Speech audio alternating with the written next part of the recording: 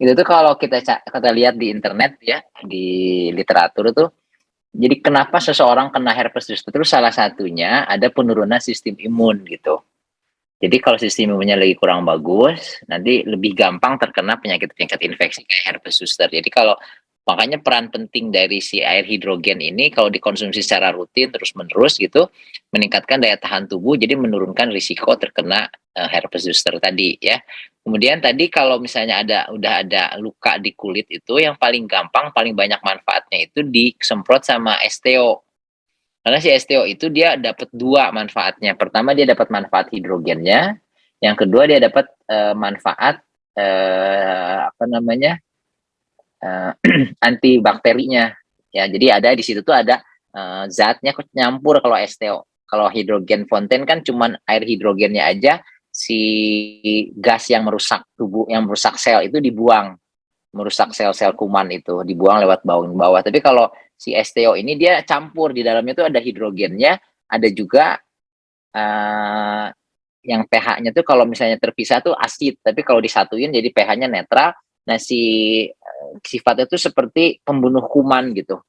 Dan juga dia punya efek menyembuhkan luka dengan lebih cepat. Jadi kalau misalnya ada luka-luka, paling bagus tuh disemprotin hidrogen STO karena dapat hidrogennya dapat, dan si hidrogen itu punya efek anti radang, anti alergi, ngurangin gatalnya, ngurangin nyerinya, juga punya efek penyembuhan, juga punya efek membunuh kuman, sebagian kuman tertentu. Tapi yang sifat yang satu lagi zat OH minusnya itu tuh punya efek menyembuhkan luka lebih cepat, membunuh kuman-kuman yang ada di luka terbuka kayak yang tadi varicella zoster atau herpes zoster atau alergi di kulit atau apa namanya kayak jerawat atau segala macam. Nah itu tuh paling bagus tuh gitu daripada bikin istilahnya ya. Tapi kalau belum punya ya berarti tadi bikin air hidrogen terus dikompres-kompres, cuman dapat air hidrogen. Air hidrogen itu punya banyak efek manfaat buat buat apa untuk kesehatan kulit, mulut gitu ya, untuk kumur-kumur dan sebagainya. Tapi kalau misalnya kayak gini lebih bagus lagi kalau disemprotnya pakai STO ya. Nah, sekarang kita apa namanya masuk ke materi selanjutnya, mengkombinasikan hidrogen. Jadi hidrogen itu manfaatnya banyak. Dia meningkatkan daya tahan tubuh, tapi pada saat yang sama dia juga sangat bagus untuk penyakit-penyakit autoimun. Ya, dia meningkatkan daya tahan tubuh. Terus kalau kena infeksi kita minum, kita inhalasi, itu bagus buat berbagai penyakit infeksi. Dan juga dia menurunkan apa namanya berat badan, kolesterol, trigliserid, hipertensi, gula, dan semuanya itu tuh faktor risiko yang menurunkan daya tahan tubuh. Jadi bekerjanya tuh si hidrogen tuh secara simultan gitu. Dan satu lagi dia bisa membantu mengelola berbagai penyakit autoimun. Jadi penelitian-penelitian pada apa namanya multiple sclerosis, pada rheumatoid arthritis, pada penyakit-penyakit autoimun yang lain, ternyata si air hidrogen itu banyak sekali manfaatnya. Jadi ini yang luar biasa karena jarang sekali kalau kita itu apa namanya minum suplemen yang bisa daya tahan tubuh meningkat tapi efek terhadap autoimun juga membaik, bagus gitu. Biasanya kalau daya tahan tubuh meningkat, efek ke autoimun tuh nggak bagus. Atau sebaliknya kalau kita minum obat yang menekan sistem imun supaya autoimunnya nggak terlalu berkembang, biasanya sistem imunnya jadi turun daya tahan tubuhnya. Nah ini si hidrogen itu bisa dua-duanya. Dia pada saat yang sama meningkatkan daya tahan tubuh, tapi pada saat yang lain, pada saat yang bersamaan dia bisa bermanfaat untuk penyakit-penyakit autoimun. Nah, dalam hubungannya dengan pola pencegahan dan pengobatan, tadi kan senjatanya dokter cuma 3, apa namanya pola makan dan minum, olahraga, dan obat-obatan. Nah, yang paling penting itu kan tadi pola makan. Nah, pola makan itu dibahas di berbagai pertemuan selanjutnya. Bukan yang penting itu bukan apa dan berapa banyak, tapi kapan kita makan. Karena kapan kita makan itu lebih penting dari apa yang kita makan. Nah, itu ada 2 aspek dalam berhubungan dengan kapan kita makan, yaitu yang disebut mindful eating. Mindful eating itu kita hanya makan pada saat kita lapar ya, dan kita berhenti pada saat kita kenyang. Jadi kapannya itu kenyang atau lapar. Jadi gak usah pusing mikirin makanannya jenisnya apa, yang penting makannya itu jangan berlebihan ya. Makannya itu kalau lapar baru makan, kalau udah kenyang berhenti. Jangan makan kecuali kalau lapar. Nah, itu tuh penting sekali dalam hubungannya dengan berkembangnya autoimun dan kanker. Makan berlebihan itu menyebabkan orang tuh gampang kena kanker, gampang kena autoimun kalau makan berlebihannya dalam jangka waktu yang panjang. Kalau kita nggak memperhatikan kapan kita makannya, jadi kita pada saat lapar, pada saat kita kenyang kita tetap makan, pada saat kita nggak lapar kita makan. Jadi kapan kita makan yang nggak diperhatikan itu akan menyebabkan seseorang tuh rentan terhadap kanker dan autoimun dalam jangka panjang. Ya, nah sistem imun kita itu tuh kenapa penting pola makan seperti ini yang nggak pernah makannya terlalu sering ini tuh menyebabkan sistem imun kita tuh bekerja terus menerus ya, karena yang paling penting itu bukan dietnya, diet itu kan apa dan berapa banyak yang kita makan, tapi kapannya. Nah, yang satu tadi kapan kita makan tuh kapan makannya tidak berlebihan, hanya makan ketika lapar berarti ketika kenyang. Yang satu lagi itu tentang puasa. Puasa tuh yang paling gampang tuh level 1. Jadi water fasting selama 14 jam dari malam ke pagi. Jadi itu prinsipnya cuma geser waktu makan ke sebelum maghrib aja. Ya kalau bisa sebelum maghrib makan sampai kenyang, tapi jangan kekenyangan. Kemudian cuma minum air hidrogen aja sampai tidur, bangun tidur minum air hidrogen lagi sampai jam kurang lebih 14 jam dari makan terakhir. Kalau kita makan terakhir jam 5, boleh buka puasanya jam 7 pagi, tapi boleh minum air hidrogen.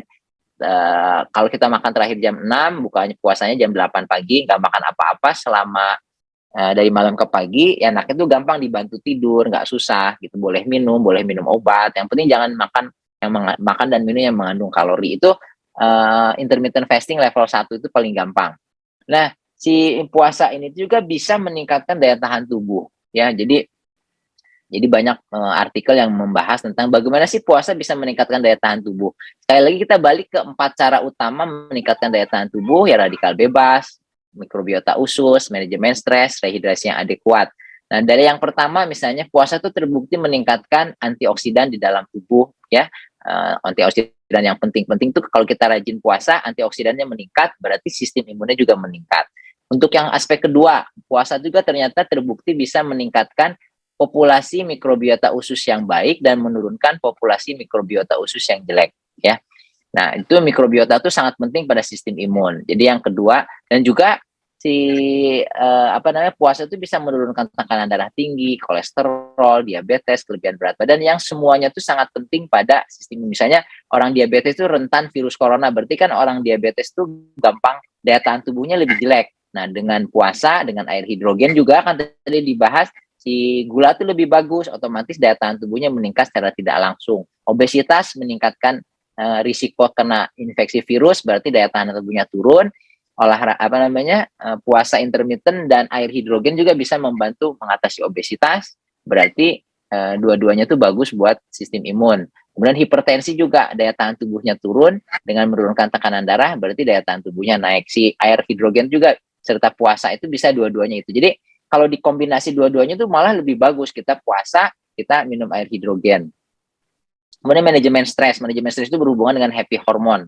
Happy hormone itu ternyata udah dibahas di pertemuan selanjutnya sebelumnya. Puasa itu ternyata bisa meningkatkan empat happy hormone. Jadi happy hormone itu yang menyebabkan kita happy, bahagia gitu. Puasa itu pada saat awal-awal puasa yang meningkat itu dopamin, serotonin. Kemudian di akhir-akhir itu yang meningkat endorfin, dan menjelang pas pada saat kita berbuka puasa, kita tuh akan meningkatkan hormon oksitosin dan endorfin. Jadi 4 hormon tuh meningkat semua gitu. Dopamin, endorfin, serotonin itu pada saat puasa, oksitosin dan endorfin meningkat lagi pada saat kita berbuka puasa. Jadi dengan puasa tuh happy hormone meningkat, manajemen stres bagus. Berarti 3 hal ini tuh dengan puasa tuh bisa meningkat. Tinggal nanti selama puasa kita banyak minum, jangan lupa banyak minum air hidrogen, jadi 4-4-nya ke cover. Nah, kalau dikombinasi air hidrogen sama puasa intermittent, itu tuh manfaat dari si hidrogennya meningkat, ya, jadi si puasanya meningkatkan manfaat hidrogen, jadi manfaatnya itu jadi lebih besar manfaat hidrogennya, sebaliknya si hidrogen itu meningkatkan manfaat puasa, disebutnya itu efek sinergi, ya. Makanya orang-orang yang misalnya binatang yang lagi terluka itu, atau orang yang lagi demam, kita lagi infeksi saluran nafas, saluran cerna, demam itu biasanya orang sakit infeksi itu sistem nafsu makannya turun. Itu tuh mekanisme tubuh supaya kita tuh berpuasa gitu. Dengan berpuasa sistem imunnya meningkat, bisa melawan energi yang dipakai untuk memproses makanan itu akan digunakan untuk melawan kuman.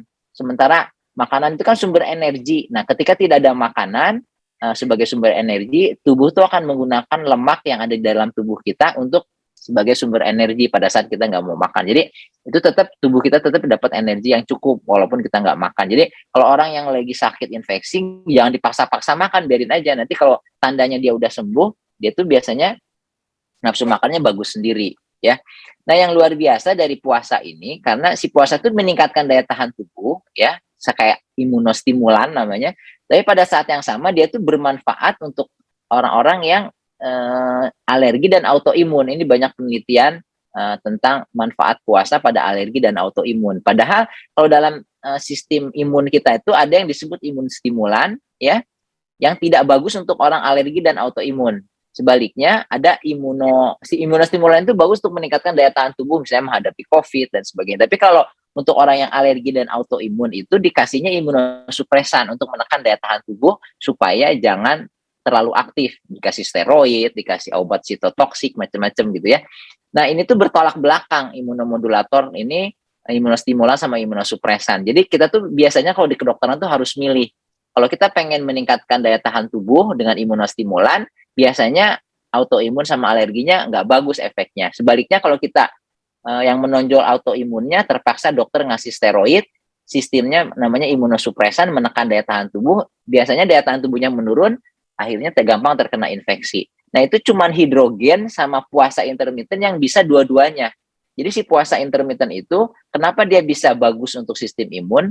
Selain tadi cara 1, 2, 3 tadi ya, meningkatkan antioksidan, meningkatkan mikrobiota usus, meningkatkan manajemen stres, tapi dia juga memberikan istirahat kepada sistem imun di dalam tubuh kita. Kayak kita ngasih istirahat ke satpam di mall. Satpam itu kan kalaupun nggak ada kerjaan, kalau dia lagi dinas, walaupun misalnya pengunjungnya nggak banyak, tetap aja dia harus kerja terus, dia periksa tiap ada yang datang gitu. Nah, sementara orang tuh sistem imun kita tuh kayak satpam tadi. Nah, kuman-kuman dan berbagai zat yang merusak tuh masuknya lewat kulit, masuknya lewat saluran nafas, tapi yang utamanya tuh dari saluran cerna. Makanya 70% sistem imun kita tuh ada di saluran cerna kita. Nah, kalau misalnya kita berpuasa, ya pada saat kita nggak berpuasa, makanan tuh masuk tiap berapa jam. Kalau makanan masuk tiap berapa jam, berarti sistem imunnya kerja terus, satpamnya terus mendeteksi ada yang masuk ini berbahaya atau enggak. Dan dia tuh makin lama makin capek kerjanya tuh. Akhirnya kalau terlalu sering makan, bertahun-tahun makan berlebihan, tiap berapa jam makan, sistem imunnya kecapean, akhirnya dia jadi korslet dan menyerang diri sendiri. Disebutnya penyakit autoimun. Tapi kalau kita rajin puasa, yang masuk ke saluran cerna tuh tiba-tiba 14 jam dari malam ke pagi tuh nggak ada makanan masuk sama sekali, ya cuman air aja, itu kan berarti sistem imunnya jadi istirahat. Nah, sistem imun istirahat ini tuh makanya tubuh bisa membagi-bagi. Itu kalau lagi perang tuh, kalau yang nggak ada kerjaan, dipindahkan sistem imun yang saluran cernanya ke saluran nafas, makanya bagus untuk COVID, ke kulit, ke bagian tubuh yang lain, sehingga untuk deteksi kanker, untuk deteksi penyakit-penyakit yang istilahnya prakanker gitu, itu tuh jadi banyak istilahnya sistem imunnya jadi banyak istirahat sehingga kerjanya tuh bisa dibagi ke tempat lain dan juga kerja lainnya sebagai mendeteksi sel kanker misalnya itu jadi lebih bagus ya. Jadi kuncinya tuh di istirahatnya ini. Jadi kalau bisa kita kombinasi, jadi maksudnya gini, kalau kita minum air hidrogen tiap hari dari bertahun-tahun kita dari sejak ada hidrogen fonten sampai sekarang minum air hidrogen terus. Tapi kita makannya tuh berlebihan. Kita makan sampai kekenyangan, udah kenyang masih makan gitu ya. Kemudian tiap berapa jam makan padahal nggak lapar. Itu sistem imunnya tuh walaupun kita minum air hidrogen tiap hari, sistem imun yang di saluran cernanya itu dikasih kerjaan terus. Lama-lama dia tuh stres, capek gitu. Akhirnya walaupun air hidrogen bisa menetralisir kerja yang berlebihan tadi, lama-lama tuh setelah bertahun-tahun efek air hidrogen jadi nggak optimal gitu. Makanya tapi kalau kita bisa kombinasi air hidrogen dengan pola hidup sehat yang lain, terutama si puasa tadi ya sama makan nggak berlebihan, tambah lagi pakai suplemen antioksidan yang lain, vitamin, mineral gitu ya, kemudian probiotik, prebiotik langsung untuk meningkatkan kesehatan saluran mikrobiota usus. Ada yang namanya multi therapeutic approach. Sinergi dua hal yang bermanfaat bagi kesehatan itu bisa meningkatkan manfaat masing-masing ke tingkat yang melebihi tingkat keduanya bila dijumlahkan. Jadi kalau kita kombinasi hidrogen dengan olahraga, dengan puasa intermittent dengan berbagai suplemen ya, itu tuh jadi kan di LBG juga banyak suplemen kita kombinasi, maka si puasa intermittennya, si suplemennya, si olahraganya itu meningkatkan manfaat hidrogen. Sebaliknya hidrogen meningkatkan manfaat olahraganya, meningkatkan manfaat puasa intermittennya, meningkatkan manfaat suplemennya. Jadi ada multi therapeutic approach. Jadi bukan 1+1 jadi 2. Kalau kita empatnya dikerjain, bukan efeknya 4, mungkin jadi 10, 20 karena ada efek yang disebut multi therapeutic approach tadi. Jadi yang paling gampang untuk sehat, panjang umur, tercegah dari berbagai penyakit, pertama minum air hidrogen setiap hari, gantikan air yang biasa kita konsumsi dengan air hidrogen. Kemudian makannya jangan berlebihan, ya, makan hanya ketika lapar, berhenti ketika udah kenyang. Terserah bebas mau makan apa aja, yang penting halal gitu ya, sesuai dengan agama dan kepercayaan masing-masing. Tapi jangan berlebihan aja. Jadi gak penting apa yang kita makan itu, lebih penting kapan kita makan. Kita makannya lagi lapar, dan kita berhenti ketika udah kenyang. Kemudian kombinasikan dengan rajin-rajin berpuasa. Yang paling gampang tuh puasa intermittent level 1. Nanti kalau udah terbiasa level 1 bisa naik ke level 3, level 5, level 7, level 9 bahkan. Kemudian rajin berolahraga, terutama olahraganya kalau bisa yang fasted exercise. Jadi kita masih berpuasa terus kita berolahraga gitu. Itu namanya fasted exercise, artinya si puasanya meningkatkan manfaat olahraga dan olahraganya meningkatkan manfaat puasa karena dikerjakan pada saat yang bersama-sama.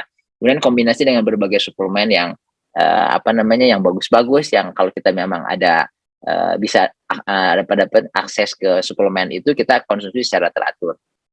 Sekali lagi, kalau kita masih sehat, pola hidup yang paling sehat itu yang paling gampang dan bisa dijalankan jangka panjang tuh yang sederhana ya. Tiga-tiganya, empat-empatnya dikombinasi, itu tuh bisa hidup sehat, panjang umur, moga-moga tercegah dari berbagai penyakit berat di kemudian hari, baik kanker, autoimun, penyakit-penyakit yang jantung, hipertensi, kolesterol, diabetes, obesitas, dan sebagainya, atau yang udah kena itu bisa terkontrol dengan lebih baik tanpa terlalu banyak minum obat-obatan.